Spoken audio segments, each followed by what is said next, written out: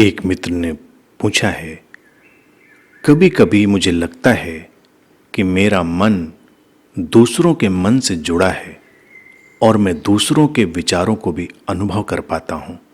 ऐसा क्यों है?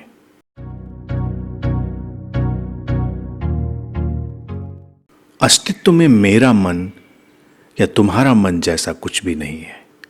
न ही मेरा विचार और तुम्हारा विचार या मेरा अनुभव और तुम्हारा अनुभव जैसा कुछ है।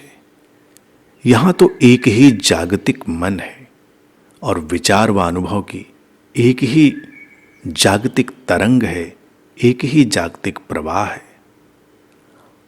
हम जो कुछ भी सोच रहे हैं या अनुभव कर रहे हैं, उसमें समस्त जगत का विचार और अनुभव शामिल है। हमारे मन अदृश्य ढंग से एक दूसरे से संबंधित हैं। वस्तुतः वो एक ही प्रवाह की तरह हैं। इसीलिए कहीं भी कोई विचार उठे या अनुभव घटे, वो समस्त जगत को प्रभावित कर देता है। यहां व्यक्तिगत जैसा कुछ भी नहीं है, वो तो बस एहसास मात्र है। व्यक्तिगत एक काम चलाओ वर्केबल घटना है। अनेक विचार और अनुभव एक दूसरे से संबंधित होकर नए विचारों और अनुभवों को जन्म देते हैं। ये एक सतत चलने वाली श्रृंखलाबद्ध प्रक्रिया है।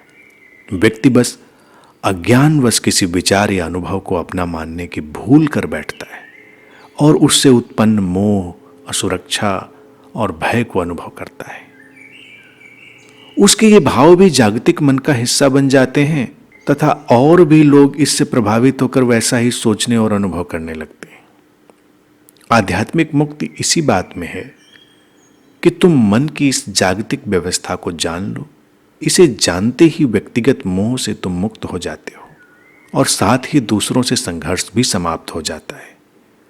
तुम सहज, शांत और आनंदित हो उठते हो। तुम विचारों और अनुभवों को घटने देते हो और उनके दृष्टा बने रहते हो। मन की सारी हलचल को होने देते हो और तुम उस सारी हलचल के दृष्टा बने रहते हो।